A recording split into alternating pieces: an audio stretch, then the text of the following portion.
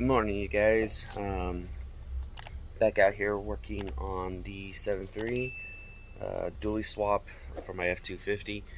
As you guys saw in the last video, we were having issues with like the mounting perches and all that. So I just want to give you a quick update and show you what I'm planning on doing. So let me go ahead and get this going, and I will show you what I'm talking about.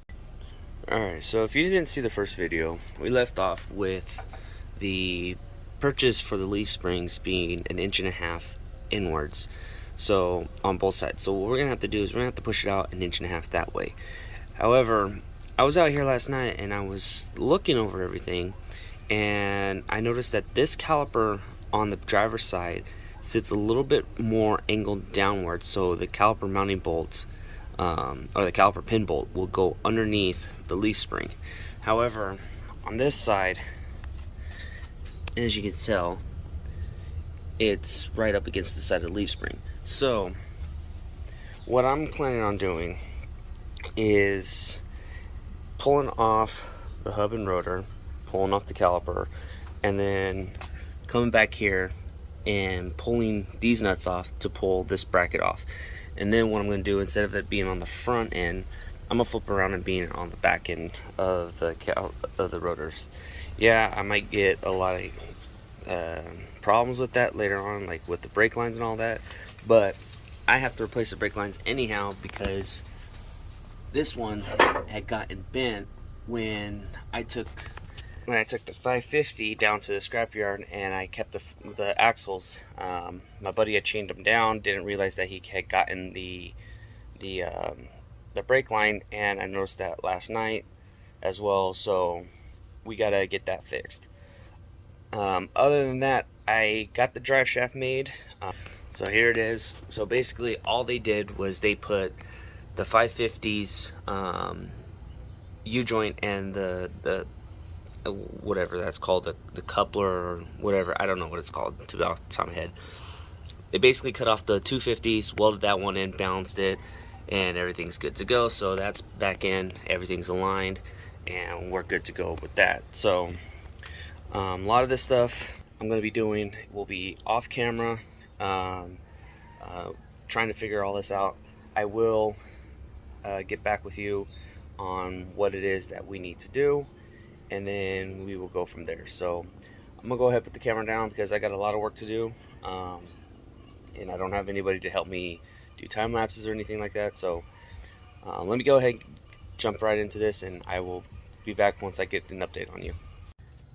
Okay, after fighting with this damn thing for almost 45 minutes now, I finally got the hub and rotor off. I was getting stuck on the parking shoes. Little nick here, up in here, I was getting stuck.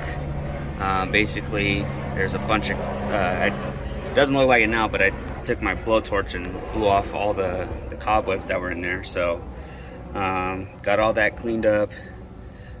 So now I'm gonna try to see, probably end up removing the whole parking brake assembly as one, or leave it together. I don't know. I gotta move the jack stand over because it's close to the parking cable, so I need to get that off. So once I get that off, I'm gonna see where I can put this to where it'll work properly, so that way I can get it off. As you can see, if I was doing a brake job and I left the thing here, I wouldn't be able to get that bolt out. And this bolt actually had a stud on the backside that I had to cut off. So if you guys want in-depth detail on how to change these out, let me know. I'm not gonna do any of the brakes right now because the pads are in relatively good condition, same with the rotor. So that's something you guys want me to do for you guys, by all means let me know. Want me to show you the front ones, I can do that too. It's not a big deal to me. So I will probably be doing the front ones in the near future, probably like a month or two after I get this thing finished. If you want, at that time, I'm probably end up just going and replacing everything. I just don't have the money right now to do everything. So let me know. I'm gonna get into this, try to get this cable off. If you guys are working on one of these Dana I believe it's the S135 I have, and you got to do the axle oil, like change out the gear end oil, make sure you have a large enough container. This is a 20 quart container, and it takes almost 12 quarts. That's about how much fell out. So make sure you have a good enough container to hold it in. So I'm gonna go ahead and move this jack stand over and see what I can do with this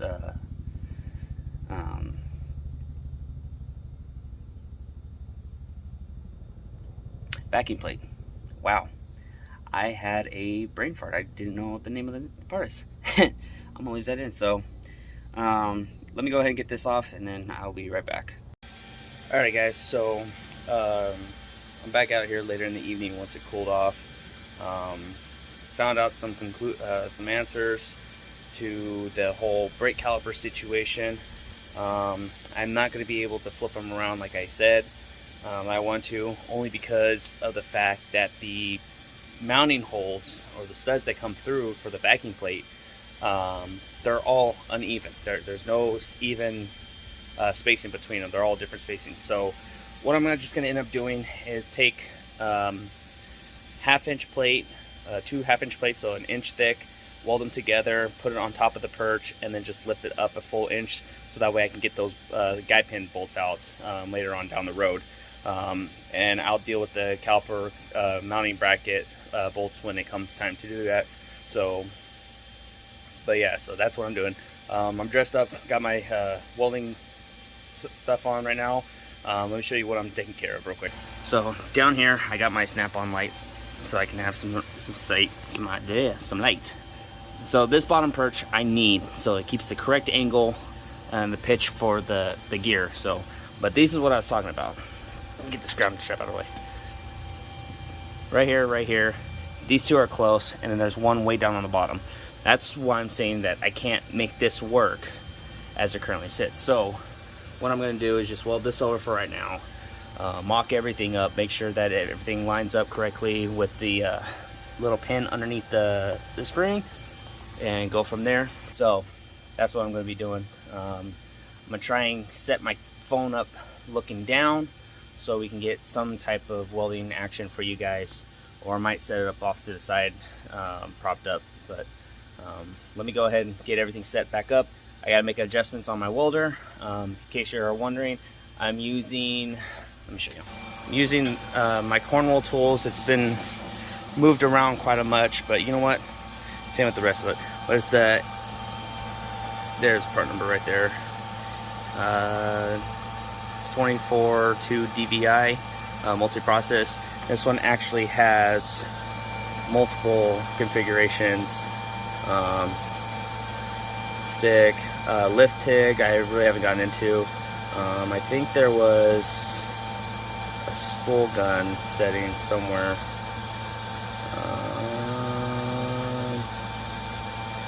Maybe, oh, MIG aluminum right here. So ask if there's a spool gun. Yes, no. This actually came with the spool gun, so with wire feed, and it tells you exactly where to plug it into, wire size, everything. So I mean, other than that, I'll go back to steel. I'm using 7525 with a 030. I'm putting that 10 gauge, and it pretty much sets it all the way up for you.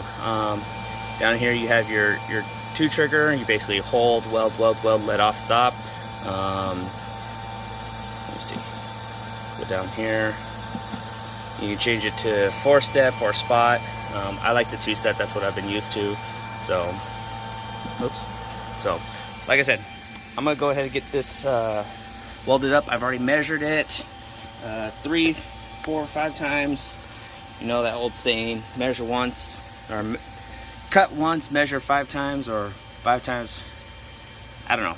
It's still hot. It's literally almost 8 o'clock, and it's still almost 90 degrees outside here in Southern California. We're having a really bad heat wave coming through, 100 digit all the way throughout the week. So that's why I'm welding at night. Don't like working at night, but it's a lot cooler. So let me go ahead and get this started, and I'll be right back. Okay, first things first. I won't redact a couple things I said about clearances and all that. When I was rough measuring, like basically eyeballing, taking some measurements, nothing looked like it was lining up. However, I finished welding up the other side of that plate, brought the axle up to the leaf spring with no spacer, put the shackles and then the other portion underneath for the leaf spring, tightened those up, and then put the backing plate back on how it normally goes, and then mounted the caliper through the caliper mounting bracket. And my concern was, would the guide pin be interfering with the leaf spring? Like, would it not clear it? Let me show you around. Let me flip the camera around and show you what I'm looking at. So as you can see, yes, it is up against it. However, this pin, or this bolt, there's a sleeve. That's the sleeve where the caliper slides under, and I've got pretty much a good amount of room, and I regularly keep my brakes serviced properly. So that's the guide pin sleeve. Basically, it has a sleeve that the caliper floats on. So yes, even though it's up against here, it's going to be a pain in the ass to change the brakes, because I'm going to have to remove the caliper, this, whatever, I'm having brain fart, the caliper mounting bracket, that's what it is, mounting bracket. I'm going to have to remove this bolt just to do the brakes on this side, because on that side, like I said, it looked like, can I zoom in over there? Not really. Oh yeah, there's the caliper pin bolt right there. And so, oh, back it up. There it is. It's underneath the leaf spring on that side. I don't know, for some reason that caliper sits forward a little bit. So this side is the only side that I'm going to have problems with, and I do inevitably do the brakes on it. So I will deal with that at that time comes. So I'm gonna put this side back together tonight, get the tires back up underneath it, and then I might.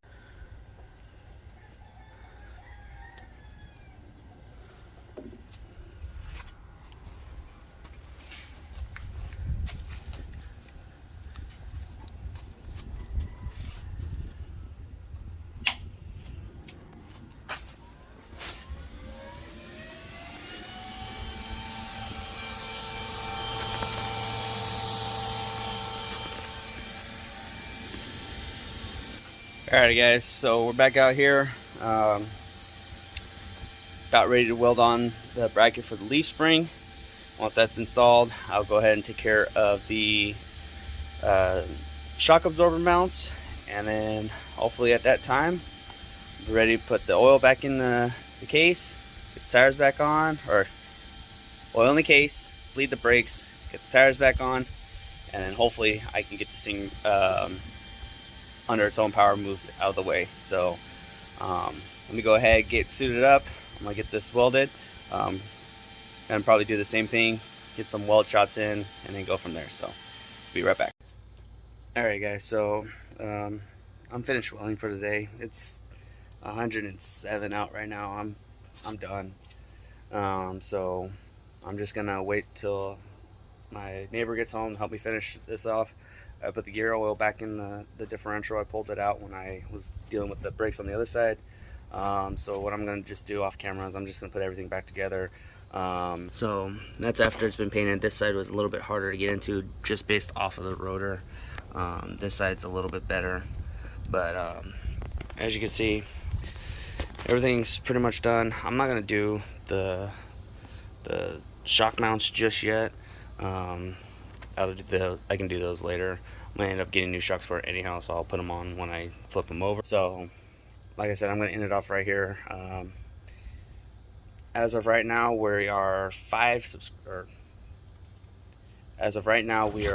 6 subscribers away from hitting 100 subscribers. So I want to appreciate everyone who's subscribed so far to the channel, and hopefully if you're watching this and you haven't subscribed, if you like what it is, want to see other projects that I've got going on, I got my Ranger engine I'm going to rebuild. I got that full trailer that I'm going to fucking build later on. This truck's going to get a custom bed. So there's going to be a lot of projects here to come later in the years, or not later in the years, later in the month, or coming soon. So if you want to see that, stick around, hit that subscribe button, turn on the bell so you know when I upload. I try to get at least a video out each week, just something different, whether it be a short here or there or an actual full video. Try to get something out for you guys so that way there's some content. So, but other than that, I'll see you guys later. Peace.